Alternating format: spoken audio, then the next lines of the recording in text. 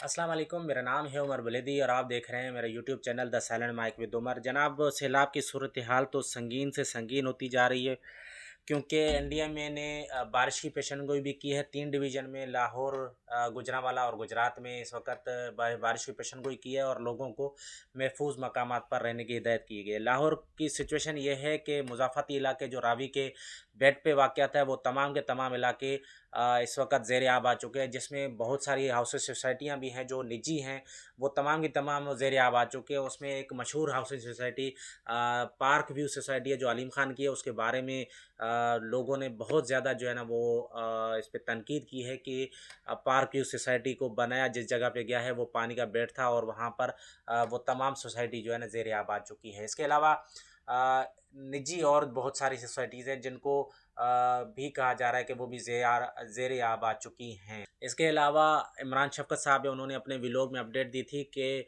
यतीम खाना चौक की तरफ भी पानी आ चुका है, जो कि बंद के उस तरफ है और काफ़ी इलाके ज़ेर आब आ चुके हैं। बंद के उस तरफ के जितने भी इलाके थे वो सारे के सारे जो है ना वो ज़ेर आब आ चुके थे। इसके अलावा जो बात की जाए कि पानी इस वक्त चन्नौर शहर में दाखिल हो चुका है। कसूर में ख़तरे की घंटियाँ बजा दी गई हैं, वहाँ पर सायरन बजा दी गई हैं कि वहाँ पर भी सैलाब का ख़तरा जो है ना वो आ चुका है। इसके अलावा जंग शहर को बचाने के लिए जो कट लगाया गया था, इस वक्त जंग शहर तो फ़िलहाल वहाँ पर पानी दाखिल नहीं हुआ, लेकिन वहाँ ख़तरा बदस्तूर है।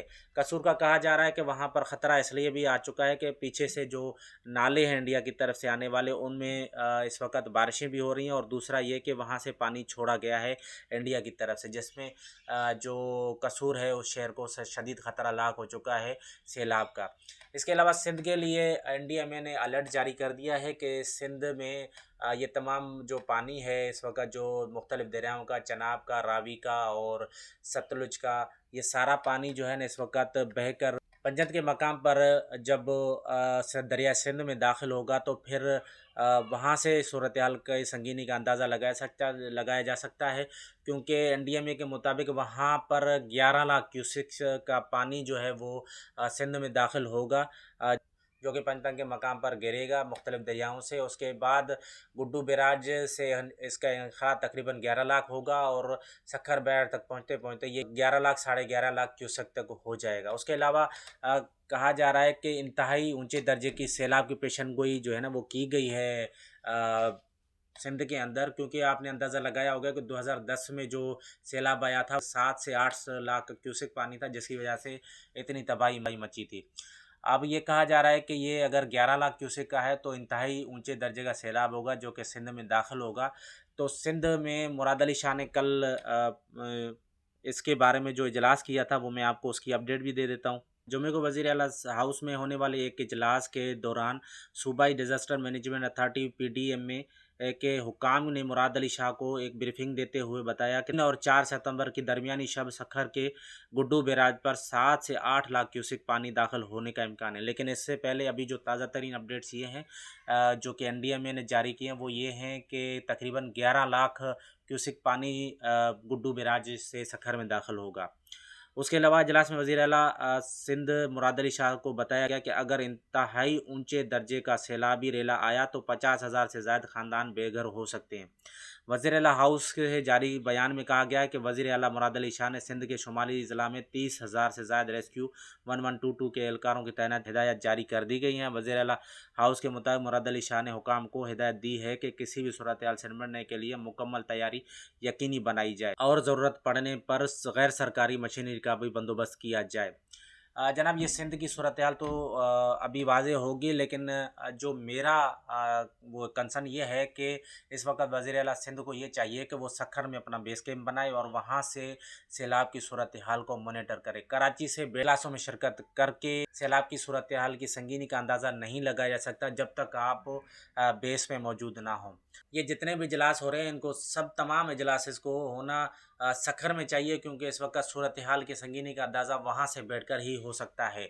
अब ये ना हो कि जो है ना वज़ीर आला सिंध भी जो है ना मरीम नवाज़ साहिबा की तरह जो है ना वो कश्ती पर बैठकर दरिया की सूरत हाल का अंदाज़ा लगाना के लिए चले जाएँ।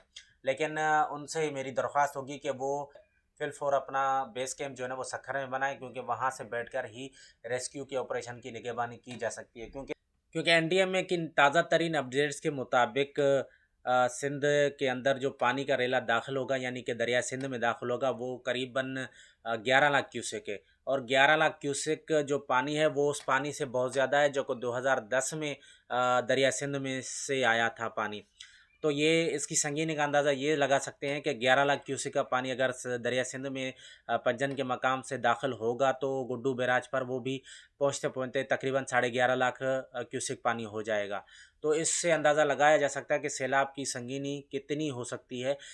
मेरा तो यही मशवरा होगा कि इस वक्त जितने भी सिंध में डिज़ास्टर मैनेजमेंट अथॉरिटीज़ के अंडर काम करने वाले एहलकार हैं, उसको इन दरियाओं के किनारों पर जो है वो तैनात कर दिया जाए कि कोई भी हंगामी सूरत हाल हो उससे निपटा जा सके। सूरत हाल तो तब भी वाज़ेह होगी जब पानी जो है ना वो दरिया सिंध में गुड्डू बैराज से दाखिल होगा सिंध के अंदर, तो पता चलेगा कि संगीनी कितनी हद तक ख़तरनाक है।